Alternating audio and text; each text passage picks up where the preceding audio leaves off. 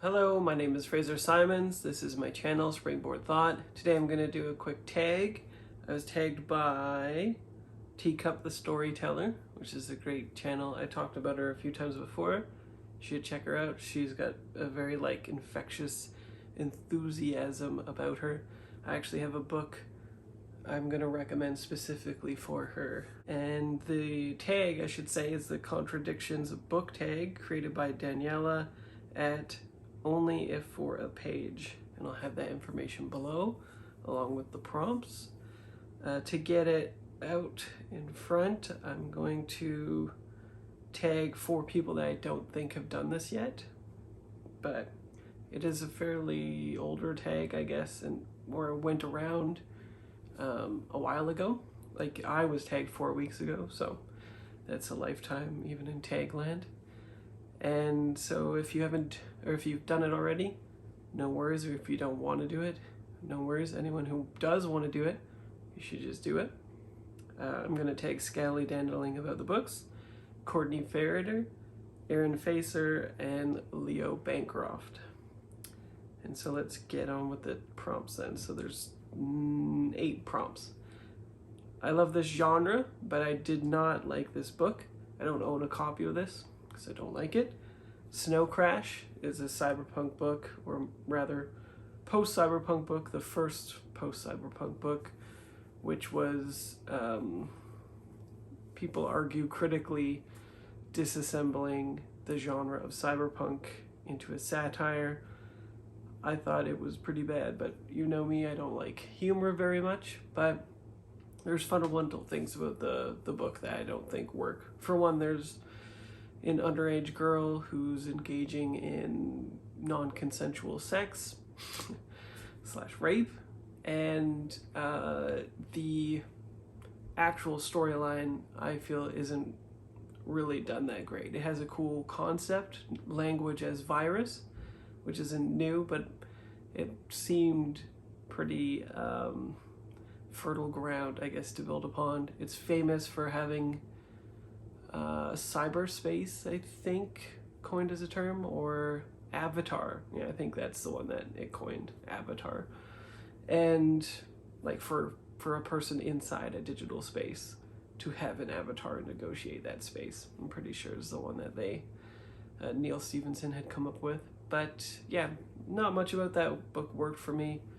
It's very beloved, is often recommended to people, and probably is why a lot of people are turned off of cyberpunk. I rarely read this genre, but I love this book. I went with legal thrillers. I don't have a copy of this one, actually, either. Truth Be Told, I did an interview on it, or not an interview, I did a review of it, a standalone. And this is a really interesting legal thriller that I heard about from Lock and Reads, I believe it, something like that. I'll link it below if I can find the specific video that she made about it. It's in a combo where she's talking about a bunch of different stuff.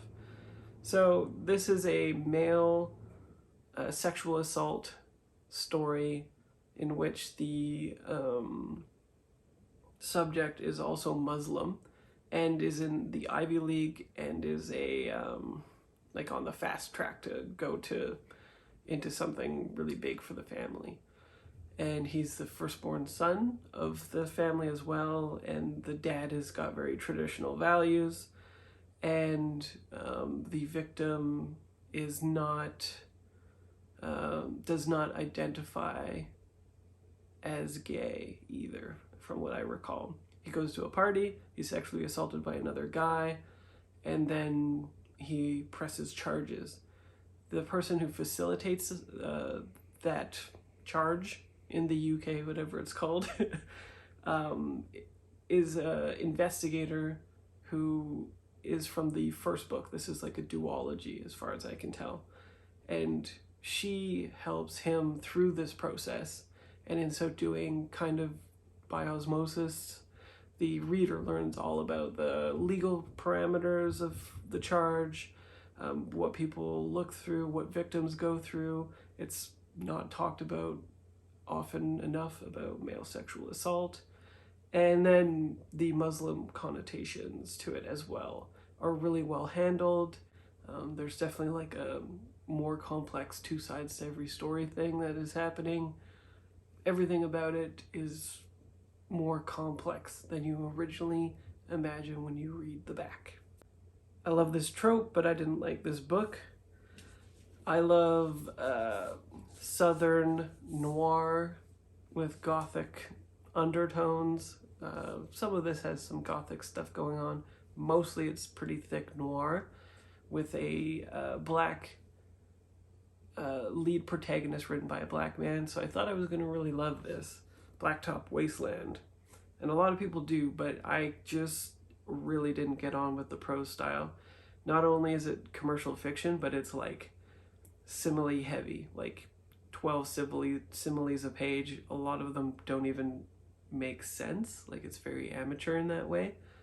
There's a lot of bizarre ones where it actually took me out of the fiction, where I was just trying to picture how they were similar whatsoever. So much so that that is the lasting sort of reminiscent associations that I have with the book. I don't even remember the plot very much. All I remember is very strange similes, and they pop into my head sometimes. I hate this trope, but I love this book.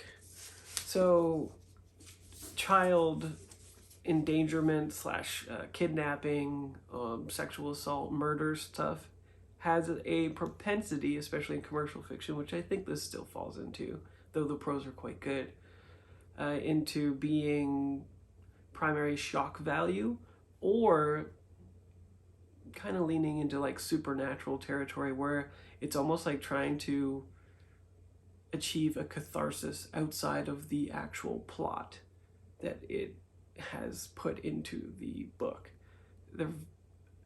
They're usually not my bag. This, though, however, does it very well. It does have sexual assault with children, though. It's not gratuitous. I think it's handled very well, but people should know that. And the child finder herself is a person with sort of like block trauma about when she was taken, and has taken it upon herself to take cases that police can't do to try to find them. And it's built into a sort of instinctual, philosophical, almost kind of Hannibal-esque type thing, where she has an empathetic response that is so ingrained she doesn't know where it's coming from, and she can use that to tell things about people and thus find like third tracks, traces of these children, attempting to find them, except sometimes she can't, sometimes she can. So it's not like a perfect hit rate or anything. There's a lot of nuance, beautiful prose, amazing description, surprisingly good nature writing. Maybe, I mean, I'm certainly not entrenched in the genre, but I don't know if that's a staple, but this certainly had it. And this edition has some really nice dappled edges there. But yeah, very surprising. I picked this up on recommendation from someone, kind of expecting that it might not work out or be 3 stars, but absolutely loved it. I love this author, but I didn't like this book. I was very unimpressed with The City We Became by N.K. Jemisin after picking it up pretty shortly after the 5th season trilogy, because I had waited until all 3 were out. And then this came out probably like a year later, something like that. It came out right when the pandemic launched. I remember that because the author had said that it is not a good time to launch a book, obviously, because it was right when everything was closing. But this book was not successful in its execution, in my opinion. It was very strange. 5th season has some overt leftist politics ingrained in the world that I felt worked very well and were organic.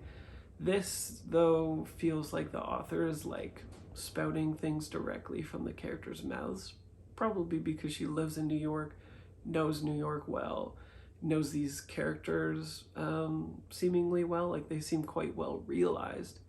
But a lot of the plot stops because people are just talking about certain things around marginalization. Some things are hit very well. Like, I think it's actually really effective at displaying gentrification in Black neighborhoods, and how detrimental that is to families and people that are trying to go to school in those areas.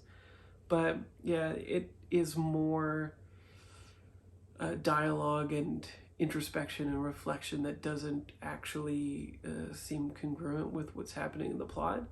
And the concept is absolutely excellent. There's people attacking the idea of the city and manipulating it, usually at like a socioeconomic level and political level, but those concepts are sort of literalized, as is the city itself having an avatar as a person, and being imbued with the qualities of that city, as well as its language and its, like every aspect of it is being put into a avatar who's a person.